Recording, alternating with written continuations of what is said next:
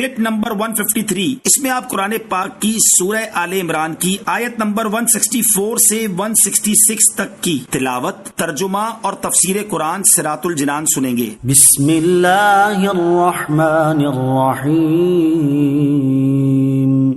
ترجمہ، اللہ کے نام سے شروع جو نہایت مہربان رحمت والا ہے۔ لقد من اللہ علی المؤمنین اذ بعث فیہم رسولا من انفسہم یتلو علیہم آیاتہ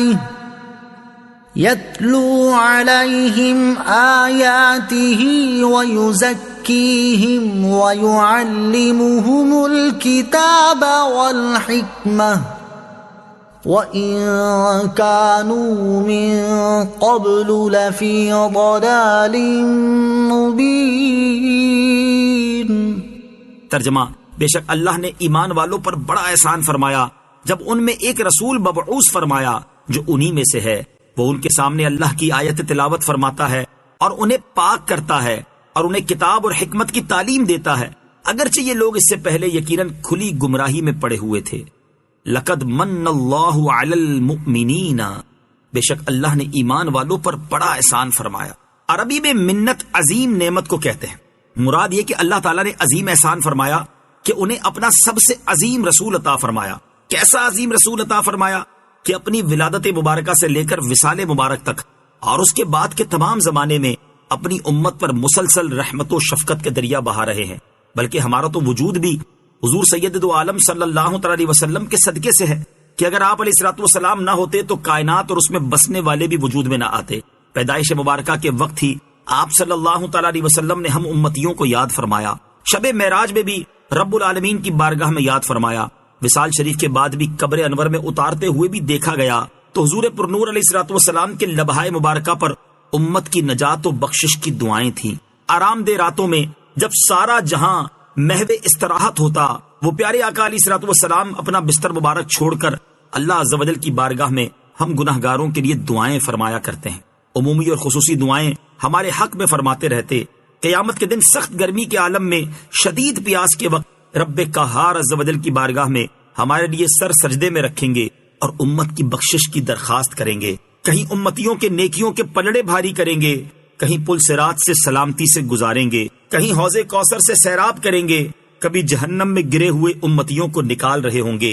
کسی کے درجات بلند فرما رہے ہوں گے، خود روئیں گے ہمیں ہنسائیں گے، خود غمگین ہوں گے ہمیں خوشیاں عطا فرمائیں گے، اپنے نورانی آنسوؤں سے امت کے گناہ دھوئیں گے، اور دنیا میں ہمیں قرآن دیا، ایمان دیا، خدا کا عرفان دیا، اور ہزارہا وہ چیزیں جن کے ہم قابل نہ تھے اپنے سایہ رحمت کے صدقے ہمیں عطا فرمائی۔ الغرض حضور سید دو عالم صلی اللہ علیہ وسلم کے احسانات اس قدر کثیر در کثیر ہیں کہ انہیں شمار کرنا انسانی طاقت سے باہر ہے۔ اس آیت مبارکہ کے الفاظ کی وضاحت کے لیے سورہ بقرہ آیت نمبر 129 کی تفسیر ملاحظہ فرمائیں۔ اولما اصابتكم مصیبۃ قد اصبتم مثلیها قلتم انا هذا قل هو من عند انفسكم ان اللہ علی کل شیء قدیر وما اصابكم يوم التقى الجمعان فبإذن اللہ وليعلم المؤمنین۔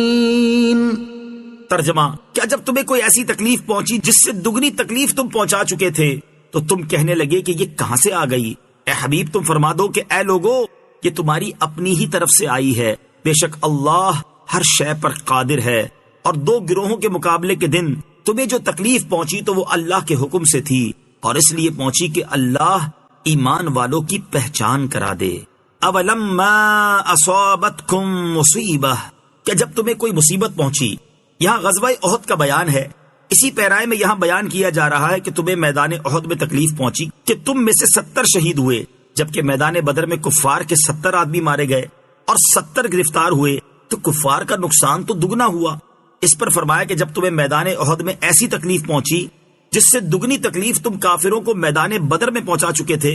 تو تم کہنے لگے کہ ہمیں یہ تکلیف کیسے آ گئی جبکہ ہم مسلمان ہیں اور ہم میں سید المرسلین صلی اللہ تعالی علیہ وسلم تشریف فرما ہے۔ اس پر انہیں جواب دیا گیا کہ اے حبیب صلی اللہ تعالی علیہ وسلم، تم ان سے فرما دو کہ یہ تمہاری اپنی ہی طرف سے آئی ہے کہ تم نے رسول کریم علیہ الصلوۃ والسلام کی مرضی کے خلاف مدینہ طیبہ سے باہر نکل کر جنگ کرنے پر اصرار کیا، پھر وہاں پہنچنے کے بعد پیارے آقا علیہ الصلوۃ والسلام کی شدید ممانعت کے باوجود غنیمت کے لیے مرکز کو چھوڑا، یہی بات تمہارے قتل اور نقصان کا سبب بنی ہے۔ مزید اگلی آیت میں فرمایا کہ میدان احد میں کافروں اور مسلمانوں کے مقابلے کے دن تمہیں جو تکلیف پہنچی تو وہ اللہ عز و جل کے حکم سے تھی، اور اس لیے پہنچی کہ اللہ عز و جل ایمان والوں کی پہچان کرا دے، لہٰذا اللہ عز و جل کے فیصلے پر راضی رہو۔